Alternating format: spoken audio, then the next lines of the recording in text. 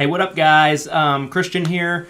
I hope you enjoy this video of the interview that I did with Greg Gurbikian of Medicare Rockstars. We talked about some really amazing concepts about sales tips, really some ins and outs nuggets about how you can be a better salesperson, but also a better insurance agent through building relationships, selling not just transactionally, but also building relationships with your clients and customers.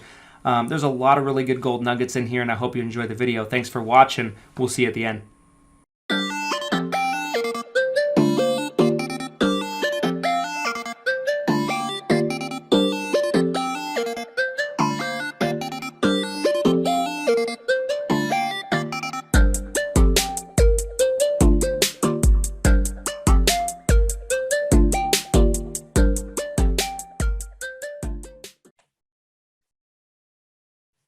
Hey, what's up, guys? This is Christian Brindle. Welcome back to another episode and another edition of bringing you guys some amazing quality content for insurance agents, Medicare brokers, life insurance agents, the whole nine yards. And today I have a very special guest here with me today. He's somebody that I was telling him before we actually started recording here. I've been watching him from afar for probably the last 6 months and everything that he's doing. And he's bringing some real positive change to the industry, in my opinion, right now. I have the one and only Greg Gurbikian, the Medicare Rockstar himself. Greg, how are you today? I'm doing great. Thanks, Christian, for having me on. I've been watching you from afar as well, so I definitely impressed. I think we have a lot of stuff in common right now. So I think we have some of the same mindsets as far as what we think and how we think, and I think that's going to help a lot of people that are going to listen to this right now. Just kind of get into our mindsets of what we've done to be successful, and I think it'll help a lot of people out. So I'm glad to be on here. Awesome. Well, hey, I appreciate you taking the time, and I've been looking forward to this all week. So one thing I wanted to kind of start off with is because a lot of people, I think a lot of people do know your story and kind of how you got started and how you got into the business and kind of how you built your agency, because you have a very successful agency. You have a very big agency, right? But I don't think a lot of people might know your background and your story. Do you want to give us a little bit of your introduction on kind of how you got into the business to start off? Yep. So my parents were actually kind of the driving force of me getting into this business. So my parents got married late in life. So my dad had been on Medicare previous to me even getting into the business. And so when my mom was looking to get into Medicare, I started kind of looking at what was going on with my dad's stuff and kind of what was happening. And he was having some problems with his insurance at that time. And so I kind of sat down, started looking at everything, and started really kind of getting interested in the business. I remember a long time before I even got into the Medicare business, somebody came, I was doing individual health insurance for a while, and somebody came in and wanted to do some trainings with us about Medicare. And I was in the training for probably about an hour. I walked out there going, A, B, C, D. This is confusing. Like, just give me my copays and deductibles and premiums, and that's And so at first I wasn't warm to it, but as I started kind of researching, looking, I go, actually, this stuff is actually pretty interesting to me. I was able to help my mom through the process, and it kind of got me into the door and got me passionate about this, because for you and I, this is very simple, very easy. It's like tying our shoes, but right. The average consumer, this is the most confusing thing ever. And that's kind of what got me into the business, was really my parents is really what it is. And it sounds like that's kind of what got you into the business too, as well. So we have a kind of a similar story there on that side of it, that my parents kind of brought me into it indirectly. Yeah. It's interesting because, it's interesting to look back and kind of see who was instrumental in kind of getting you in what capacity. Like for me, I got in because my dad was in it and I wasn't good at anything. And I was like, okay, I don't know what I'm going to do with my life. I might as well just try this because that's what dad does. And it turned out I was good at it. I liked it. And, but if you asked me when I was in high school, if I was going to be an insurance agent when I grew up, it would have been probably the last thing on my list, to be honest with you. Correct. And it would have been for me as well, because when I was thinking an insurance person, I was thinking of the top hat, the briefcase, the suit. Yeah. And so, yes, in a million years, I didn't want anything to do with this business. But what got me into kind of the insurance is when I was in the mortgage business previous to that, when everything started falling apart in 2007, 2008 is when I actually jumped into the insurance business. And that's kind of how I got into the insurance business in the first place. So, but. Right. So you've been building your agency for some time, right? For a lot of years. Just relatively pretty recently, you've been kind of working with agents, putting out really good content, teaching people how to sell the right way, putting out your books and, kind of building up kind of that personal brand side of your business, if you will, a little bit with Medicare Rockstars. What brought that on, if you don't mind me asking? No, that's a great question. So what brought that on is that, there's going to be a point in time when you're selling stuff, okay, where you're not going to be able to sell free anymore. Let me explain to you what I mean by that. Okay, so I was in the mortgage industry previous to this, and getting into insurance. And so when I was in the mortgage industry, it wasn't a hard sale, because you had the interest rates then that were 12, 13% that got knocked way down. So, I mean, it wasn't hard to sell somebody on either refinancing their mortgage or getting a house. And then when that industry, so during that time period, I thought I was an incredible salesperson. Like I'm great. I'm making a lot of money. I'm great at what I do. I'm walking around with that flair of I'm the greatest. And then the insurance industry, the mortgage industry tanked. And so all of a sudden, here you are thinking that you're this great salesperson. And then you get out there to realize, wait a minute, I actually have to sell now.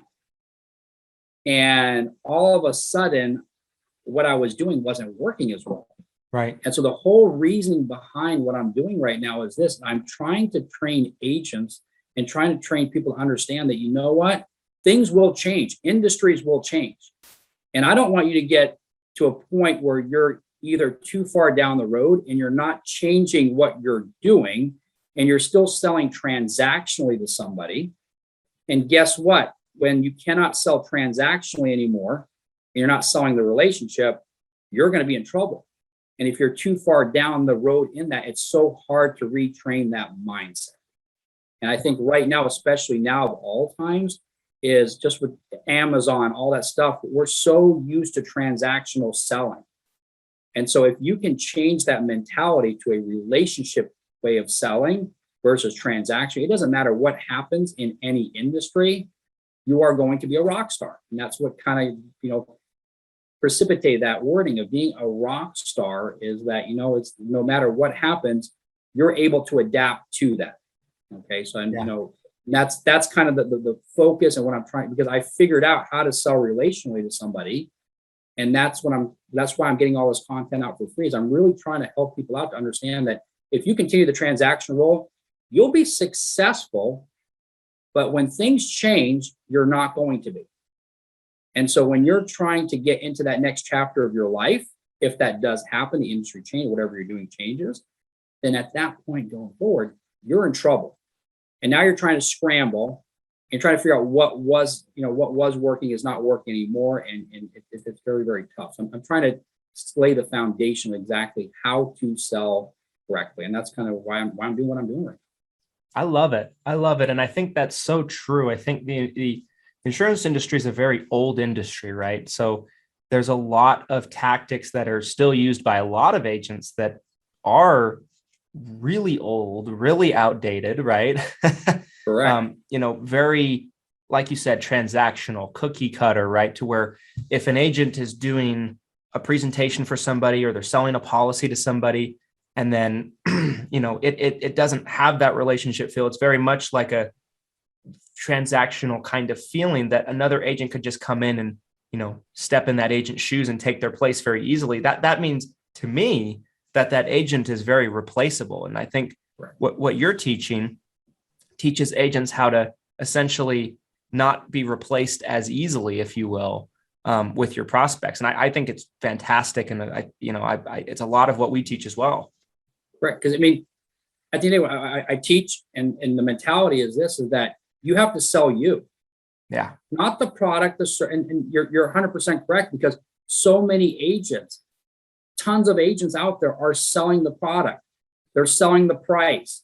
I mean, they're trying to give the price out in the first minute, the first 2 minutes. They're getting sucked into this rabbit hole, if you want to call it, of letting the customer take them down that transactional road. And then they wonder why they're not being successful. You have to stop it right there and change the directive. So I talk about 4 different compartments when you're selling. So the first compartment is you have to connect. So if I'm jumping on the phone with you right now and I'm trying to sell you, Christian, I am not thinking about the product. I'm not thinking about the service. And that might be very foreign to a lot of people, but that's how you become a sales rock star. I'm not looking at you. If you're, say you're a senior and you're going on a Medicare, you're on Medicare. I'm not thinking, okay, am I selling Christian a Medicare Advantage plan? Am I selling a Medigap supplement plan? What am I selling him? No, I'm so focused on Christian and getting that connection before I go into the qualification. And I can't tell you how many phone calls I've had where we've connected so well in the first couple of minutes of the phone call, but I realized I couldn't qualify. It was time for me to leave. But that's where you have that mentality of like, okay, first of all, I have to connect. I have to find some common ground.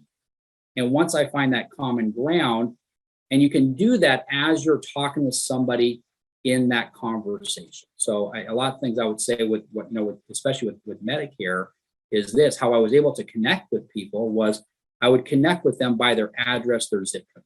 That was the first thing that I would do is I would try to connect with them. So, I'm in Tampa, Florida. I always say I'm in Tampa, Florida. So if somebody's calling me, Greg, in Tampa, Florida, how can they connect with me? Well, guess what?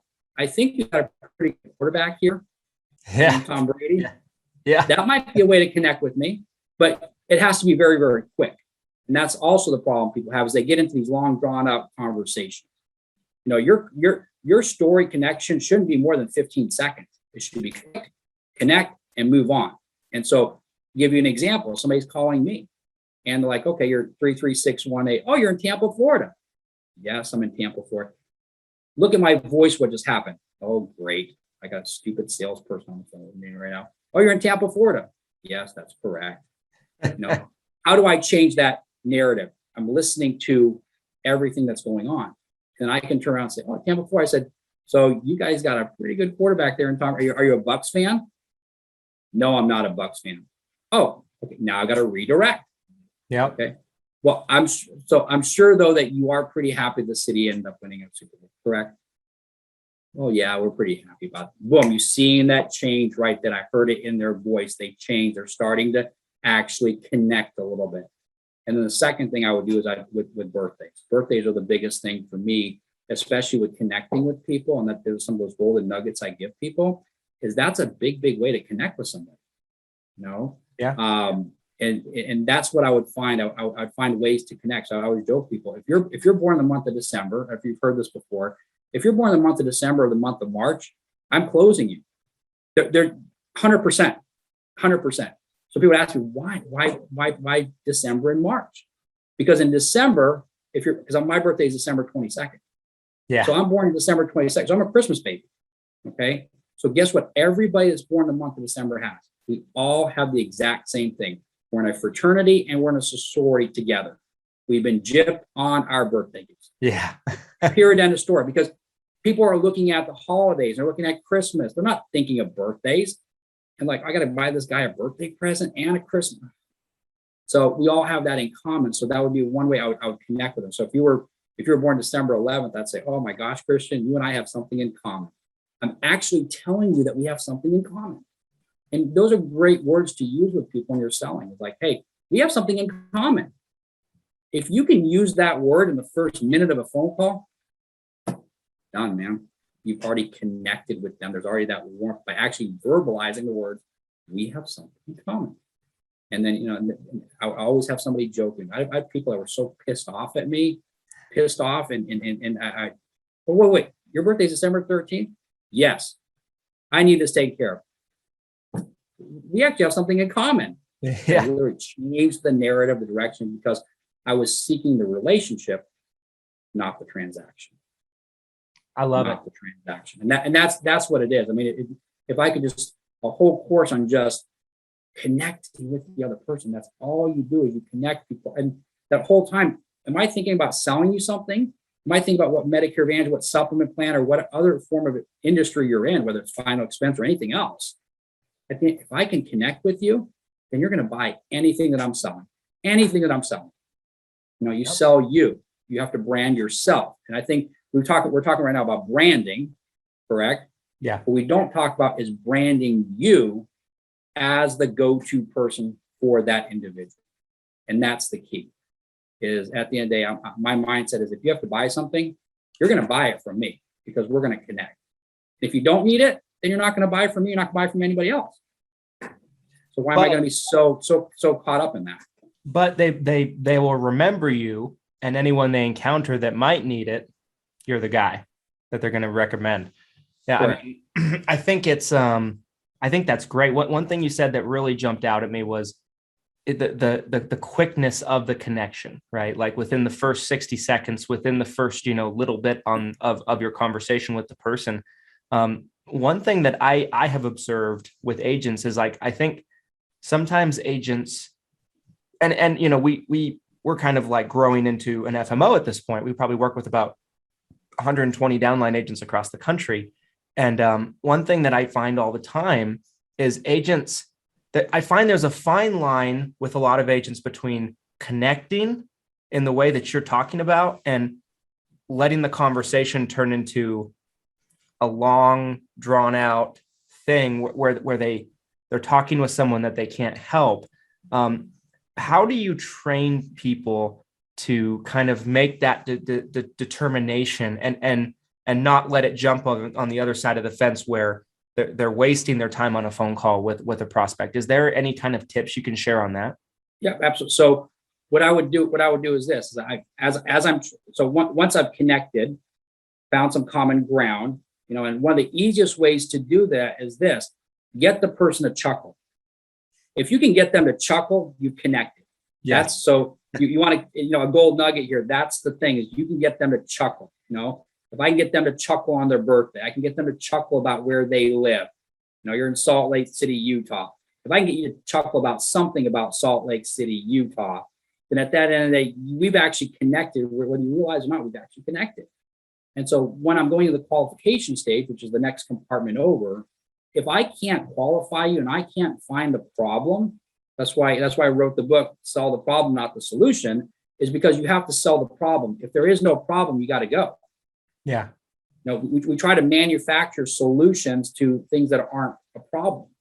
And then we wonder why we're not successful. So you uncover the problem. And then at that point is when you start talking about the solution. So if I can't find a problem, then at that point I'm gonna say, hey, Christian, I've loved talking to you. You're an awesome guy. But it doesn't look like I can help you out right now, but I definitely wish you nothing but the best. God bless you. I hope you have a wonderful and you have a great day. Click. Next.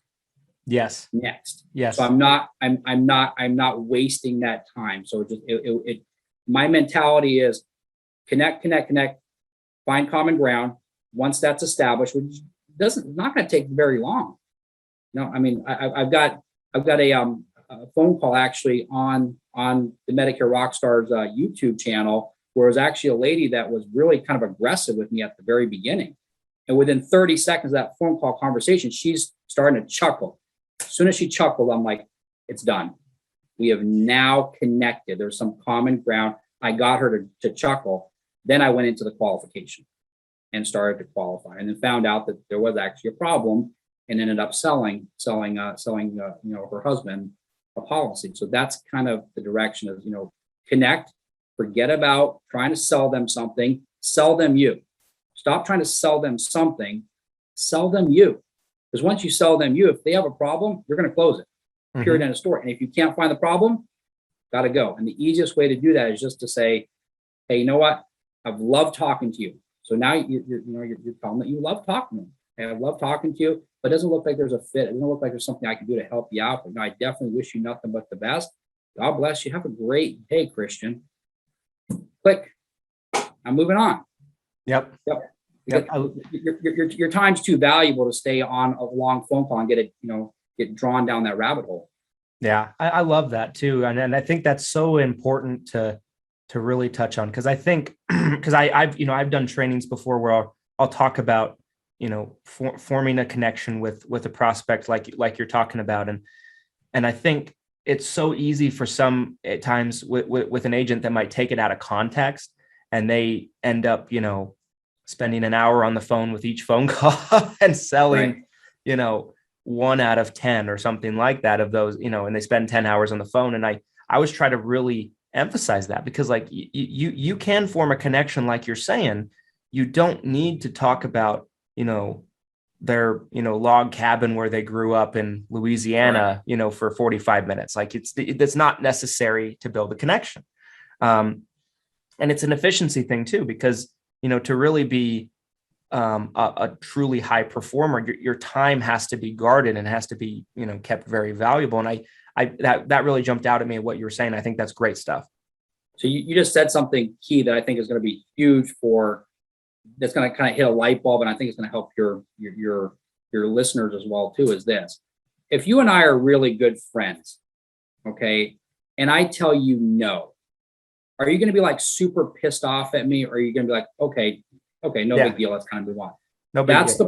That's the problem with the long stories, is because all of a sudden you get this friendship kind of in their mind, your mind. And so that person thinks, well, Christian and I have had a great conversation. I kind of like him a little bit. So I don't want to do this with him. So I'm going to say no to him. And it's so much easier to say no to a friend than somebody that because I can always call you back. You're my friend. What do you mean you can't give me some time to think about this, Christian? You're my buddy now. Yeah. You can't give me a day or two to think about this. We're besties. We talked 45 minutes about a log cabin. Yeah. There's the problem. You want to connect, but you don't want to connect too much. Right. Because at the end of the day, this person is not going to come to your birthdays. They're not going to come to your bar mitzvahs. They're not going to come to your wedding.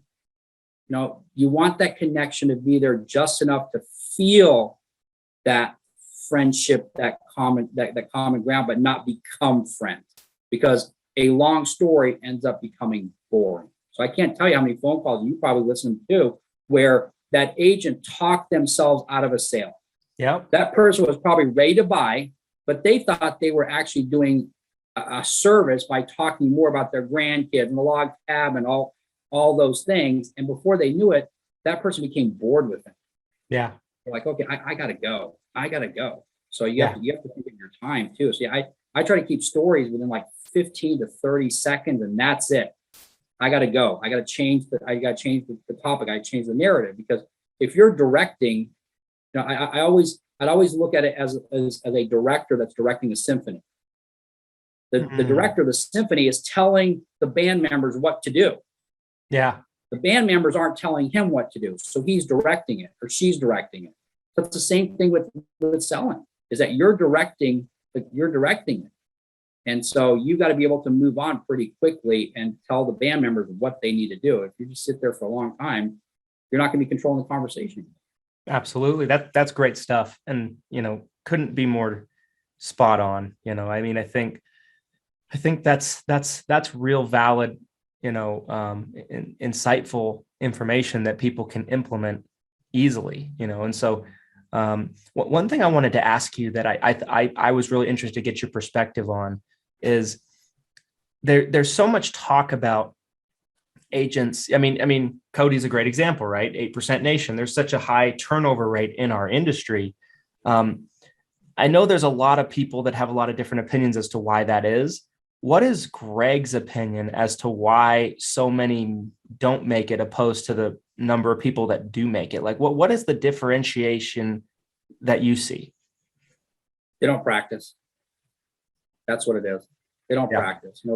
They're looking for that transactional sale. And when the transactional sale isn't happening, then at that point, they're gone. And I've talked about this quite a bit before. This is really key, is that if you blank out that day, because as salespeople, that happens. There's days that you couldn't even give away the farm. Mm-hmm. And so if I have a day, Christian Brindle has a day where we don't sell anything. It'll be kind of pretty rare, but Let's just say in another world that we didn't sell anything that day. Okay. What am I doing that night to go ahead and prepare for the next day? See, that's why most people fail. Because I'd have agents that would come in when I was training quite a bit, and they'd blanked out the day before. And they'd come in the next day, they would show up late. They would show up right on time. And I kind of pull them aside and say, hey, Christian, you had a rough day yesterday. So, what did you do last night to kind of prepare? What do you mean? What do I mean? I watched Breaking Bad. Yeah, I watched Breaking Bad. I went and looked at some. I chilled on Netflix, because I had a rough day, Christian. I had a really rough day. I got beat up, so I had to kind of relax myself. No, what you do, and I call it reverse engineering. That's how I became very successful, and I'm sure you've used the same exact thing. Is that when I would get done with calls that didn't go my way, I'd reverse engineer it to find out what I could have done differently, and that's the key to being really successful. And why people don't succeed is that they're not asking for help. They're not reverse engineering anything. They're just jumping on the next phone call. Okay, I'm looking at what did I do that could have been different? What could I have done that would have been different, that could have had a different outcome? Might not have happened, but it would have had a different outcome. So when I'm faced with that scenario again, I'm prepared for that conversation. And you talked about in your book, great book. If somebody hasn't bought it, they need to buy your book. It's a great book. But you talked about in there about, when you're at the beginning of a phone call, you have about 5 to 8 seconds to go ahead and capture them. Okay. You wrote that a couple of years ago. I think that it's actually gotten shorter. I think you have about 3 to 5 seconds now. Yeah. So what you have to concentrate on is that very, very beginning. So I literally become tunnel vision. And all I'm listening to is I'm listening for those first couple of seconds. I'm listening to how I'm sounding, how they're sounding back to me. And I'm trying to direct that within the first 3 to 5 seconds. And that's the key, is focusing on that very, very beginning. More sales are won or lost in the first 3 to 5 seconds of phone calls and at any other point in the entire conversation, because you weren't prepared. And they sensed it, they realized it, and it was done. And I would tell agents this as well. I said, you might really fumble at the beginning, but then when you get, they stick with you, they listen to you, but when they get to the end, something in their mind is telling them, I don't know if I should go with this guy or this girl. And it's been implanted in their mind from the first 3 to 5 seconds of how you handled it. And it's sat in their mind for that long. So I really study the psychology of selling. That's, you come back to why people aren't successful is this. I just don't sell. I go ahead and I literally look at the psychology of selling, and I read. I mean, I read a book every single week. Every week I read a book. This week I've actually read 2 books this week, and so that's awesome. And I'm actually starting on the 3rd one right now. It's because I became a student of the game, and I talk about, since we're in Tampa, I talk about Tom Brady. Why does Tom Brady have 7 rings? Why is he trying to go for 8 rings right now? Does he have the best mechanics of any quarterback? He has the most agility. He can run faster. No. He prepares better. He prepares better than any other person out there. And that's the key. I actually had somebody from my church that actually worked for, was at Alabama under Bear Bryant. And him and I were talking. We're talking about, about Tom Brady in particular. He goes, let me tell you a story.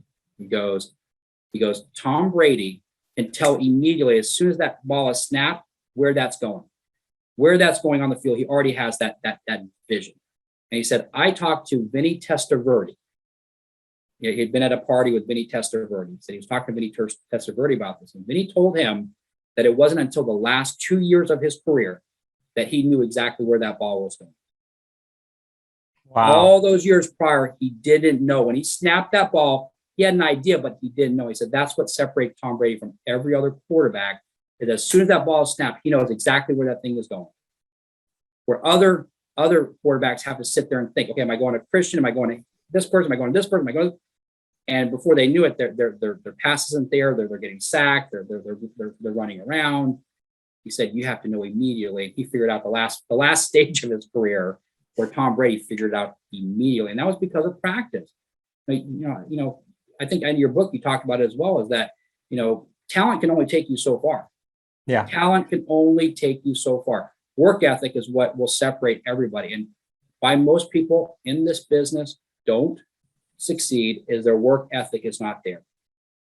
Their work ethic is not there. They're not reverse engineering, but they're not listening to their phone calls. They're not reading. They're just kind of trying to be spoon-fed a sale. And when it's not spoon-fed, okay, but that's customer service, right? Yeah, that's order taking. So order taking. So if you're going to be customer service, then guess what you have to expect? Customer service pay. Yes. That's bottom line. That's bottom line. So I think that's great stuff, and hit it right on the head. I mean, you think about Tom Brady, like I think he was like a 6th or 7th round draft pick or something like that. So by all means, they didn't, he wasn't looked at as the most talented guy, coming out into the draft. but look at it this way too. Look at this way, Christian, too. We all hear about, I'm sure you hear about, his diet is like crazy. Yeah. He won't processed sugar. He won't, you look back and I go, that's crazy. Is that something that's extended his career because he did that? I don't know, but I know mentally that was something that he was able to rely on. You know what? I feel better. I look better. And he continued with that. And his mind told him that is what was the reason for his success.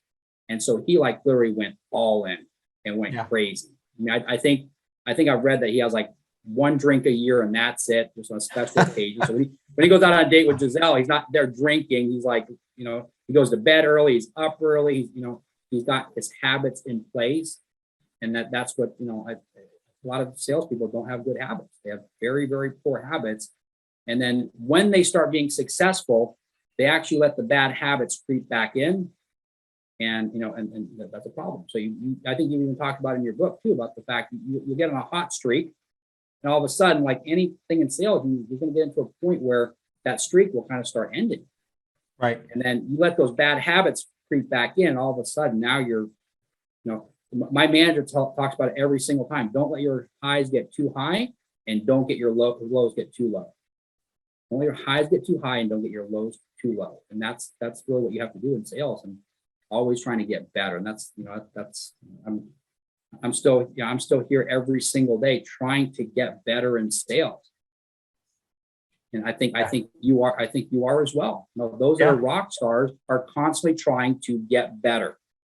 They never stay flat-footed. They never stay complacent, because once you start getting complacent, I always joke about it, you get complacent, you become a one-hit wonder.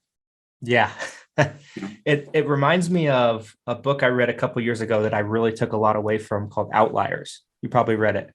I have not, so I'm gonna. Oh, you should. I'll be putting that in my Amazon cart. It's right up your alley. It's by Malcolm Gladwell, I want to say, and it's all about high performers. They study high performers and talk about what differentiates them from people that aren't high performers that might be placed in similar situations. And it's, one thing they talk about in that book, particularly that I seem to reference a lot, is there's something called the 10,000 hour rule. And 10,000 hour rule says that in order to be an expert in something, you have to spend 10,000 hours doing it. And I think that's huge because, in everything in life, there's a lot of people that claim to be experts, but they've spent very little time doing it. And that book basically talks about how you can't be a world-class performer in something, whether it be business, sports, whatever the case might be, unless you've put that time in. It's just, and it's a very scientific book. It's very practical. And I think you love it. But yeah, it's so true. The phrase comes to mind, the failure to prepare is preparing to fail. It's so true in our business as much as it is in anything. You have to embrace the art form of sales, of conversation, of efficiency, of productivity. And I think, that commitment to that excellence is really what separates people like you from, maybe somebody that has a hard time getting over the hump. You talk about, the 10,000, and I've heard that before, but look at pilots. In order to get your pilot's license, you go on a couple of flights and then you're We're driving we're driving cars, right? We do a couple of lessons, we get our license, and we're out there, flying around the streets. If you want to fly in the sky, a whole different scenario. You have to have all those hours in. It's all about the hours. So what you're talking about, I don't know exactly how many hours a pilot needs to, but they have different things. So to just become a pilot, you have to have so many hours logged. Then to become a commercial pilot, so that they're carrying around you and me, you have to have even much more to even qualify for that. So it's all about putting in that time and making it, being a craft, making sales a craft. And that's what it is.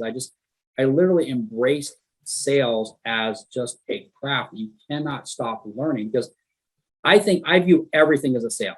One of my first sales trainers ever viewed everything as a sale, from, getting a date with somebody to getting somebody to do something that they didn't want to do. It all comes down to selling. So we're all salespeople.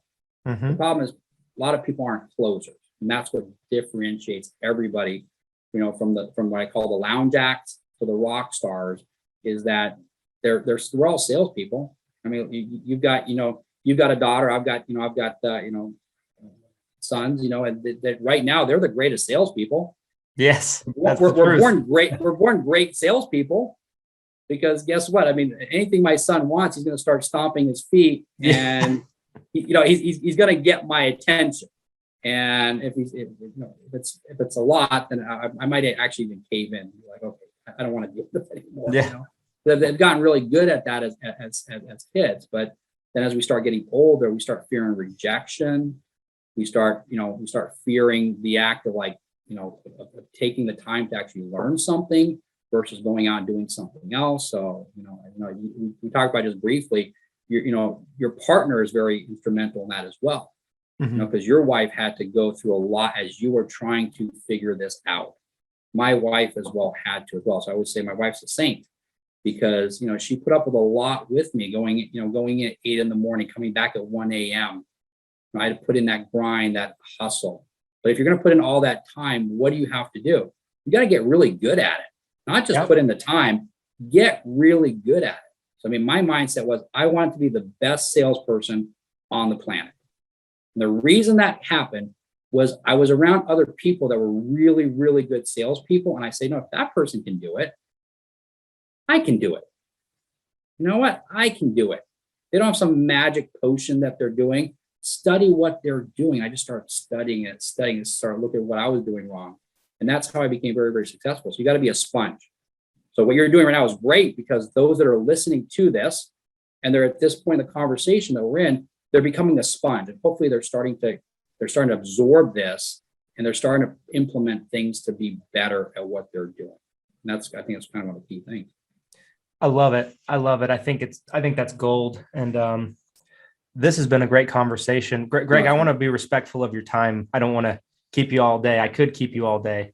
we could talk for a long time. So absolutely. But one thing I'll kind of leave you with, for the listener that kind of waited this long, if they've listened to some of my stuff before, that they've heard it, but there's obviously some that have not listened to it. So we talked about the connection. Okay. And I'm such a huge believer in this. It's changed my entire life, and it's changed everything about how I sell. And it drives me crazy that salespeople still do this. If you're calling somebody sir or ma'am on the phone, you're being transactional. Stop it. Stop it. Oh, because there's no connection. Yeah. So I always preach, use people's first names from the very beginning of the phone through the entire conversation. I have a video on Medicare Rockstars right now where there's like a 4 or 5 minute snippet of a phone call that I have in there where I ended up using the person's name 13 times in 4 minutes, their first name. Because every time I use your name, it draws you back into the conversation. All of a sudden there's that warmth, that connection that just can't be broken. So how does somebody practice? So this is the last thing. How does somebody practice using somebody's first name? You start using it on phone calls? No. You have to use it outside of your work. And so I make it a point every day. So I'll give you the example even this morning. I went to the supermarket right before I came here. I got some stuff for our office at the supermarket. The girl's name that was checking me out, her name was Arlene. I said Arlene's name 4 times before I left that aisle. Hey, Arlene, how are you doing today? That's how you practice. You use what you outside. So, when we get done, if I go out right now for lunch, or I go, the gas station, I'm going to make it a point to ask that person for their first name.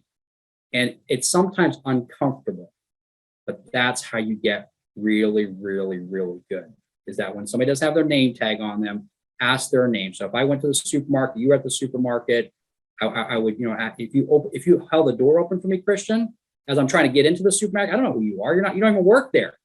But I'm gonna say, hey, thank you so much. What's your name? And sometimes you get somebody to look at you like, why are you asking my name? You're like trying to tell me something, like what's going on? And you'll get some kind of like weird looks for a second, like, my name's Christian. Christian, I really, really appreciate it. Thank you so much. Oh, you're welcome.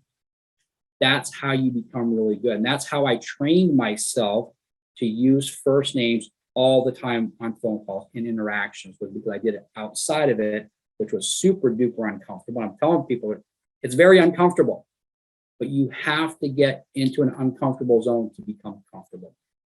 And that's really good stuff. I can't remember who said it, but there's a quote that comes to mind. People's favorite word in the English language is their name. They love hearing their name. Well, it's the sweetest sound to the human ear. It's the sweetest sound there. And I would joke with it, and we'll kind of maybe end with a laugh here. The name Christian means absolutely nothing to me. It means zero. Yes. You know what? The name Greg means absolutely nothing to you. But to me, that's the most important thing about me. The name Christian is the most important thing that defines who you are. So now, knowing that little psychology behind it, knowing that Christian is the most important name to you, what if I start using the most important thing to you? How connected are we now going to get? How are we going to start uncovering some common ground as we start talking? Because you're going to start opening up right now, because guess what? I'm using the most important thing to your human ear, which is your name. So that's really the biggest thing. It's not some crazy secret thing. And I tell people this, like, oh, that sounds great. That's really cute, Greg. I like it. And I hear them using sir or ma'am on the phone, and it's like fingers on a chalkboard. I'm like, yeah, get that out of your vocabulary. Even from the very beginning of the phone call, you don't know their name. Stop it. Hey, I am so sorry. I did not catch your name. What's your name? Boom. You got to do it right at the beginning. So that's that last boom there for you. Well, that's great. That's a great note to end on. Greg, thank you so much for taking the time to come on here. I wanted to end it out just by asking you one last question, and that's where's the best place for people to find you? Would it be the Medicare Rockstars Facebook group? Would it be the Medicare Rockstars YouTube channel? We'll link both of them in the description of this video if anybody is interested in joining. But what's the best place to get in touch with you if somebody? So both of those are. So I mean, if you want to join the Medicare Rockstars Facebook group, I'm constantly putting content on there that's really geared towards sales. That was my main purpose of that, was just to really gear it towards sales. And also the Medicare Rockstars YouTube channel right now that has a lot of videos on there that you can really absorb some stuff. So those are the two really best places to connect with me, is through the Facebook groups or through the YouTube channels are usually the best way to, and I'll respond back to anybody has questions. I get questions all the time through chats and things like that, through YouTube and through Facebook, that are asking me some sales questions, and I'll respond back to those sales questions right away, because I really want to see people succeed. And that's kind of, we've both been blessed very well. And at the end of the day, I want to be able to bless other people. And I've been able to, see some big, some big, fruitions from that work that I've been doing. So. Well, I love it. Guys, go check out Greg's YouTube channel and his Facebook group if you're not in there already or subscribed already. Greg, again, thank you so much for your time. This was a great interview, a great conversation, and there's a lot of nuggets in here. So guys, I encourage you to go back and listen to this a second time, a third time, because I guarantee you won't pick up every little nugget the first time around. I just promise you won't. Some great things need a second time around at least. Guys, thank you so much for taking the time out of your day. If you made it all the way to the end of the video, if you enjoyed this video, you want to see more like it, drop a like on the video. Make sure to subscribe to the channel if you're not already. Hit the notification bell, so that way you're notified when we upload. And until next time, we'll be back with more videos shortly. Here's to your success and your abundance. Thanks for watching.